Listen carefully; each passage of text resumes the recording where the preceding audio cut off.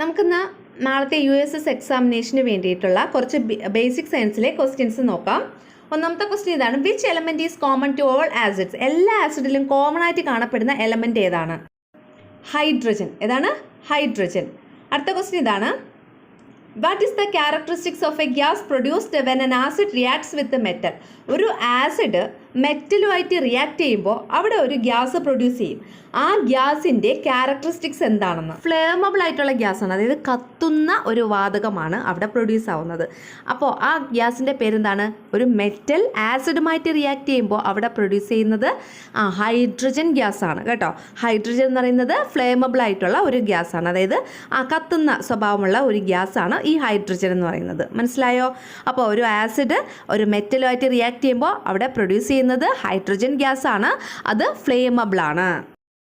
അടുത്ത ക്വസ്റ്റ്യൻ ഇതാണ്: what is used to identify both acids and bases simultaneously? ആസിഡും ബേസും തിരിച്ചറിയാൻ വേണ്ടിയിട്ട് നമ്മൾ ഉപയോഗിക്കുന്നത് എന്താണെന്ന്? ഏതാണ്?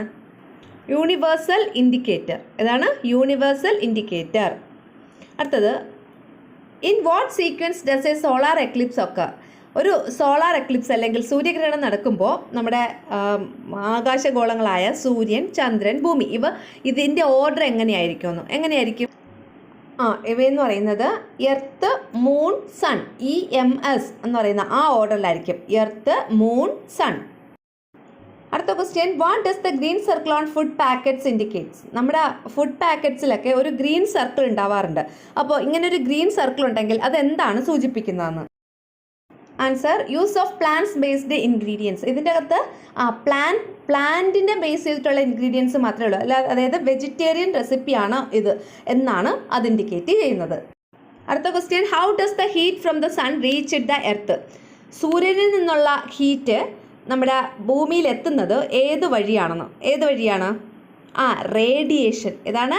റേഡിയേഷൻ അല്ലെങ്കിൽ വികിരണം വഴിയാണ് സൂര്യനിൽ നിന്നുള്ള ഹീറ്റ് നമ്മുടെ ഭൂമിയിൽ എത്തിച്ചേരുന്നത്. അടുത്തത് മാച്ച് ദ ഫോളോയിങ് ആണ്. ഇവിടെ കുറേ റെസ്പിറേറ്ററി ഓർഗൻസ് ആണ് കൊടുത്തിട്ടുള്ളത്. ഓരോ ഓർഗാനിസത്തിൻ്റെ ഏതൊക്കെയാണ്? Earthworm, fish, frog, spider. ഓരോന്നിൻ്റെയും റെസ്പിറേറ്ററി ഓർഗൻ ഏതാണെന്ന് നമ്മൾ കറക്റ്റായിട്ട് മാച്ച് ചെയ്യണം. എർത്ത് വേമിൻ്റെ ഏതാണ്? മോയ്സ്റ്റ് സ്കിൻ, ഈർപ്പമുള്ള ത്വക്ക്. ഫിഷിൻ്റെ ഏതാണ്? ഗിൽസ് അല്ലെങ്കിൽ ചെകിള. ഫ്രോഗിൻ്റെ ഏതാണ്? ഫ്രോഗിൻ്റെ കരയിലായിരിക്കുമ്പോൾ ലങ്സും പിന്നെ വെള്ളത്തിലായിരിക്കുമ്പോൾ മോയ്സ്റ്റ് സ്കിന്നും. ഇനി സ്പൈഡറിൻ്റെത് ബുക്ക് ലങ്സ് എന്ന് പറയും. ബുക്ക് ലങ്സ് ആണ് സ്പൈഡറിൻ്റെ റെസ്പിറേറ്ററി ഓർഗൻ എന്ന് പറയുന്നത്. മനസ്സിലായല്ലോ? അടുത്തത്: how light enters a room during the day time? Day ടൈമിൽ റൂമിൽ ലൈറ്റ് എത്തുന്നത് ഏത് വഴിയാണെന്ന്? Answer: diffused reflection. ഏതാണ്? ഡിഫ്യൂസ്ഡ് റിഫ്ലക്ഷൻ വഴിയാണ് ലൈറ്റ് ഡേ ടൈമിൽ നമ്മുടെ റൂമിനുള്ളിൽ എത്തുന്നത്. അടുത്തത്: which device is used in submarines? അതായത് നമ്മുടെ സമുദ്രത്തിൻ്റെ അടിയിൽ കൂടെ പോകുന്ന വാഹനങ്ങൾ അല്ലേ? ഈ സബ്മറൈൻസിൽ യൂസ് ചെയ്യുന്ന ഡിവൈസ് ഏതാണെന്ന്? Answer: periscope. സബ്മറൈൻസിൽ യൂസ് ചെയ്യുന്ന ഡിവൈസിൻ്റെ പേരാണ് പെരിസ്കോപ്പ്. അടുത്ത ക്വസ്റ്റ്യൻ നോക്കിയോളൂ. ഇതും മാച്ച് ദ ഫോളോയിങ് ആണ്. കുറച്ച് വൈറ്റമിൻസ് കൊടുത്തിട്ടുണ്ട്, പിന്നെ അവയായിട്ട് യോജിച്ച കാര്യങ്ങളാണ് റൈറ്റ് സൈഡിൽ കൊടുത്തിട്ടുള്ളത്. ഇവയെ തമ്മിൽ മാച്ച് ചെയ്യണം. നിങ്ങളിത് മാച്ച് ചെയ്യാൻ നോക്കുക കേട്ടോ. വൈറ്റമിൻ A ആയിട്ട് ചേരുന്നത് ഏതാണ്? B ആയിട്ട് ചേരുന്നത് ഏത്? C ആയിട്ട്, D ആയിട്ട് അത് നോക്കിക്കോ കേട്ടോ. വൈറ്റമിൻ A ഏതാണ്? നൈറ്റ് ബ്ലൈൻഡ്നെസ് അല്ലെങ്കിൽ നിശാന്തത എന്ന് പറഞ്ഞ രോഗം ഉണ്ടാകുന്നത് വൈറ്റമിൻ Aയുടെ ഡെഫിഷ്യൻസി മൂലമാണ്. അടുത്തത് വൈറ്റമിൻ B. വൈറ്റമിൻ Bയും വൈറ്റമിൻ Cയും വാട്ടർ സോലുബിൾ ആണ്. പിന്നെ വൈറ്റമിൻ C സ്കർവി. വൈറ്റമിൻ സിയുടെ ഡെഫിഷ്യൻസി മൂലം ഉണ്ടാകുന്ന ഒരു അസുഖമാണ് സ്കർവി. അടുത്ത വൈറ്റമിൻ D എന്ന് പറയുന്നത് സൺലൈറ്റ് വൈറ്റമിൻ എന്നാണ് അറിയപ്പെടുന്നത് അല്ലേ? സൺലൈറ്റിൽ നിന്ന് നമുക്ക് ലഭിക്കുന്ന വൈറ്റമിനാണ് വൈറ്റമിൻ D എന്ന് പറയുന്നത്. അപ്പോൾ വൈറ്റമിൻ D ആയിട്ട് ചേർന്നത് സൺലൈറ്റ്. ഓക്കെ ആണല്ലോ? അടുത്ത question: during the adolescence include dash rich food in the diet? അതായത് ഈ അഡോളസൻസിൻ്റെ ആ സമയത്ത് നമ്മൾ ഏത് ഫുഡാണ്, ഏത് ന്യൂട്രീഷൻ റിച്ച് ആയിട്ടുള്ള ഫുഡാണ് നമ്മൾ കഴിക്കേണ്ടതെന്ന് 4 ഓപ്ഷൻസ് താഴെയുണ്ട്. Carbohydrate, protein, fat, fibre. ഇതിലേത് റിച്ച് ഫുഡാണ് കഴിക്കേണ്ടത്? പ്രോട്ടീൻ റിച്ച് ഫുഡാണ് അഡോളസൻസ് സമയത്ത് നമ്മൾ കഴിക്കേണ്ടത്. The chemical name of bleaching powder കേട്ടിട്ടുണ്ടല്ലോ. ബ്ലീച്ചിങ് പൗഡറിൻ്റെ കെമിക്കൽ നെയിം കാൽസ്യം ഹൈപ്പോക്ലോറൈറ്റ്. അടുത്ത question: what is mean by an opaque object being red? അതായത് നമ്മളിപ്പം ഒരു ഒപ്പാക്ക് ഒബ്ജക്റ്റ് കാണുകയാണ്, അതാര്യ വസ്തു, അതായത് നമ്മുടെ പ്രകാശത്തെ കടത്തിവിടാത്ത വസ്തു, അതാണ് ഒപ്പാക്ക് ഒബ്ജക്റ്റ് എന്ന് പറയുന്നത്. അപ്പോൾ അതിനെ നമ്മളിങ്ങനെ നോക്കുമ്പോൾ അതിൻ്റെ കളർ റെഡ് ആയിട്ടാണ് നമുക്ക് കാണുന്നത്. ഇനി അത് ബ്ലൂ ആണെങ്കിൽ ബ്ലൂ കളറായിട്ട് കാണുന്നു, ചിലപ്പോൾ യെല്ലോ കളർ അല്ലേ. അപ്പോൾ ഒപ്പാക്ക് ഒബ്ജക്റ്റിനെ നമ്മൾ നോക്കുമ്പോൾ അത് റെഡ് ആയിട്ടാണ് കാണുന്നതെങ്കിൽ അതിൻ്റെ മീനിങ് എന്താണ്? The object reflects red light, അതായത് ആ ഒബ്ജക്റ്റ് റെഡ് ലൈറ്റിനെ റിഫ്ലക്റ്റ് ചെയ്യുന്നു അല്ലെങ്കിൽ പ്രതിഫലിപ്പിക്കുന്നു എന്നാണ് അതിൻ്റെ മീനിങ്. മനസ്സിലായോ? ഇനി യെല്ലോ കളറിലാണ് കാണുന്നതെങ്കിൽ that object reflects yellow light. ഇനി ബ്ലൂ കളറിലാണെങ്കിൽ that object reflects blue light. അങ്ങനെ നമ്മൾ ഏത് കളറാണോ നമുക്ക് ആ ഒപ്പാക്ക് ഒബ്ജക്റ്റിൽ കാണാൻ കഴിയുന്നത് ആ കളറിനെ അത് റിഫ്ലക്റ്റ് ചെയ്യുന്നത് കൊണ്ടാണ്. ഓക്കെ ആണല്ലോ. അടുത്ത ക്വസ്റ്റ്യനെ, which of the following is an example of an organic acid? ഒരു ഓർഗാനിക് ആസിഡിൻ്റെ എക്സാമ്പിൾ ഏതാണ്? അതായത് കോൺസെൻട്രിക് ആസിഡ് അല്ല, വീര്യം കൂടിയതല്ല, വീര്യം കുറഞ്ഞ ആസിഡ്, അതിനെയാണ് നമ്മൾ ഓർഗാനിക് ആസിഡ് എന്ന് പറയുന്നത്. അപ്പോൾ ഓർഗാനിക് ആസിഡിൻ്റെ എക്സാമ്പിൾ ഇതിൽ പറഞ്ഞിരിക്കുന്ന ഇതിലേതാ? Sulphuric acid, hydrochloric acid, nitric acid, acetic acid. ഇതിലേതാ? അസറ്റിക് ആസിഡാണ് ഓർഗാനിക് ആസിഡിൻ്റെ എക്സാമ്പിൾ എന്ന് പറയുന്നത്. അടുത്തത്, what is the energy change in solar panel? Solar പാനലിൽ നടക്കുന്ന എനർജി ചേഞ്ച് ഏതാണ്? അതായത് ഏത് എനർജിയിൽ നിന്ന് ഏത് എനർജിയിലോട്ടാണ് കൺവേർട്ട് ആവുന്നതെന്ന്. Light energy to electrical energy. Light എനർജിയിൽ നിന്ന് ഇലക്ട്രിക്കൽ എനർജിയിലോട്ടാണ് കൺവേർട്ട് ആവുന്നത്. അടുത്ത question, what blood component is related to the following statement? താഴെ പറഞ്ഞിട്ടുള്ള സ്റ്റേറ്റ്മെന്റ് ഏത് ബ്ലഡ് കമ്പണന്റുമായിട്ടാണ് റിലേറ്റ് ചെയ്തിട്ടുള്ളത്? ബ്ലഡ് കമ്പണന്റ് എന്ന് വെച്ചാൽ ബ്ലഡിലെ ഘടകങ്ങൾ. ഏത് ബ്ലഡിലെ ഘടകമായിട്ടാണ് താഴെ നമുക്ക് തന്നിട്ടുള്ള ഈ സ്റ്റേറ്റ്മെന്റ്സ് റിലേറ്റ് ആയിട്ടുള്ളത്? നമുക്ക് ആ സ്റ്റേറ്റ്മെന്റ്സ് ഏതൊക്കെയെന്ന് നോക്കാം. ഒന്ന്, നോ ന്യൂക്ലിയസ്. ന്യൂക്ലിയസ് ഇല്ലാത്ത ബ്ലഡ് കമ്പണന്റ് ആണ്. ഡിസ്ക് ഷേപ്പ്, ഡിസ്കിന്റെ ഷേപ്പാണ്. Contains haemoglobin. എന്തുണ്ട്? ഹീമോഗ്ലോബിൻ ഉണ്ട്. ഇപ്പം നിങ്ങൾക്ക് മനസ്സിലായി കാണും. കണ്ടെയ്ൻസ് ഹീമോഗ്ലോബിൻ എന്ന് പറഞ്ഞു കഴിഞ്ഞാൽ എല്ലാവർക്കും മനസ്സിലാവും അതേത് കമ്പണൻ്റ് ആണെന്ന്. ഏതാ? RBC അല്ലെങ്കിൽ റെഡ് ബ്ലഡ് സെൽ. അടുത്ത question, what is the reason for sun rise in the east and sun set in the west? സൂര്യൻ പടിഞ്ഞാറ് അസ്തമിച്ച് കിഴക്കുദിക്കുന്നതിൻ്റെ കാരണം എന്താണെന്ന്. എന്താണ് കാരണം? Rotation of earth from west to east. നമ്മുടെ എർത്ത് ഉണ്ടല്ലോ, എർത്ത് റൊട്ടേറ്റ് ചെയ്യുന്നുണ്ട്.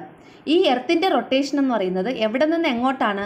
വെസ്റ്റിൽ നിന്ന് ഈസ്റ്റിലോട്ടാണ്. അതുകൊണ്ടാണ് നമുക്ക് സൂര്യൻ വെസ്റ്റിൽ അസ്തമിക്കുകയും ഈസ്റ്റിൽ ഉദിക്കുകയും ചെയ്യുന്നതായിട്ട് തോന്നുന്നത്. അതായത് കിഴക്കുദിച്ച് പടിഞ്ഞാറ് അസ്തമിക്കുന്നതായിട്ട് നമുക്ക് തോന്നുന്നത് നമ്മുടെ എർത്ത് അല്ലെങ്കിൽ നമ്മുടെ ഭൂമി എവിടെ നിന്ന് എങ്ങോട്ടാണ് റൊട്ടേറ്റ് ചെയ്യുന്നത്? From west to east. അടുത്ത, which of the following statement is false about the lunar eclipse? നമ്മുടെ ലൂണാർ എക്ലിപ്സ് അല്ലെങ്കിൽ ചന്ദ്രഗ്രഹണവുമായിട്ട് ബന്ധപ്പെട്ട് തെറ്റായ സ്റ്റേറ്റ്മെന്റ് താഴെ പറയുന്നതിൽ ഏതാണെന്ന്. സ്റ്റേറ്റ്മെന്റ്സ് നോക്കാം. ഒന്നാമത്തെ സ്റ്റേറ്റ്മെന്റ് ഇതാണ്, lunar eclipse occurs on full moon day. ഈ ലൂണാർ എക്ലിപ്സ് നടക്കുന്നത് ഫുൾ മൂൺ ഡേയിലായിരിക്കും, അതായത് പൗർണമി ദിനത്തിലായിരിക്കും ലൂണാർ എക്ലിപ്സ് നടക്കുന്നതെന്ന്. ശരിയോ തെറ്റോ? അത് ശരിയാണ് അല്ലേ? ലൂണാർ എക്ലിപ്സ് അല്ലെങ്കിൽ ചന്ദ്രഗ്രഹണം എപ്പോഴും നടക്കുന്നത് ഫുൾ മൂൺ ഡേയിലായിരിക്കും. അടുത്ത രണ്ടാമത്തെ statement, lunar eclipse occurs on every full moon day. എല്ലാ പൗർണമിയിലും ലൂണാർ എക്ലിപ്സ് നടക്കുമെന്ന്. തെറ്റാണോ ശരിയാണോ നിങ്ങൾ പറയൂ. അടുത്തത്, at the time of lunar eclipse the earth comes between sun and the moon. അതായത് ഈ ലൂണാർ എക്ലിപ്സിൻ്റെ സമയത്ത് എർത്ത് ഉണ്ടല്ലോ, നമ്മുടെ ഭൂമി സൂര്യനും ചന്ദ്രനും ഇടയിലായിരിക്കുമെന്ന്. ഏതാ ശരിയായിട്ടുള്ള ഇതിൽ തെറ്റായിട്ടുള്ള സ്റ്റേറ്റ്മെൻറ്റാണ് ചോദിച്ചേക്കുന്നത്. ഇതിൽ തെറ്റായിട്ടുള്ള സ്റ്റേറ്റ്മെൻറ്റ് ഏതാണ്? ഒന്നാമത്തെ സ്റ്റേറ്റ്മെൻറ്റ് ശരിയാണ് അല്ലേ? ഫുൾ മൂൺ ഡേയിലാണ് ലൂണാർ എക്ലിപ്സ് നടക്കുന്നത്. പക്ഷേ എല്ലാ ഫുൾ മൂൺ ഡേയിലും ലൂണാർ എക്ലിപ്സ് നടക്കുമോ? ഇല്ല. അപ്പോൾ അത് തെറ്റായിട്ടുള്ള സ്റ്റേറ്റ്മെൻറ്റാണ് രണ്ടാമത്തത്. അടുത്ത മൂന്നാമത്തത് ശരിയായിട്ടുള്ള സ്റ്റേറ്റ്മെൻറ്റാണ്. MES എന്നാണ് നമ്മൾ ഒരു കോഡ് പഠിച്ചത് അല്ലേ? ലൂണാർ എക്ലിപ്സുമായിട്ട് ബന്ധപ്പെട്ട കോഡ് MES ആണ്. അപ്പോൾ അവിടെ നോക്ക്, മൂണിൻ്റെയും സണ്ണിൻ്റെയും ഇടയ്ക്ക് ആര് വരുന്നു? എർത്ത് വരുന്നു അല്ലേ? വരുന്നു അല്ലേ? എർത്ത്.